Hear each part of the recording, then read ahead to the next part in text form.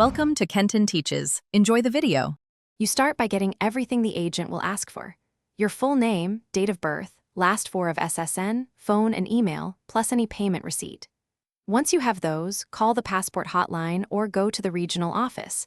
Tell them you must cancel an appointment and that you don't have the appointment code. Explain why you need cancellation and offer the alternative identifiers. This speeds verification and prevents no-show penalties, so make sure to be concise and factual. Once connected, verify your identity using the alternatives you prepared.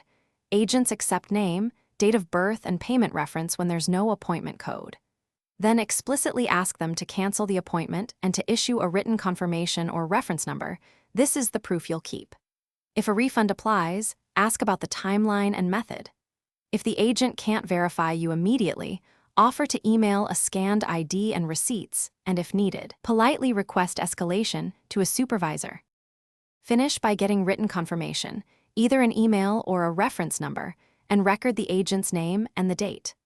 Once done, monitor your bank or card for any refund according to the timeline they provided, and keep your saved confirmation in case you need to reschedule. If you don't receive confirmation, escalate quickly. Call back, ask for a supervisor, or visit the local office in person with your ID and receipts. That single troubleshooting step usually resolves missing. Thanks for watching. Please subscribe if this video was helpful.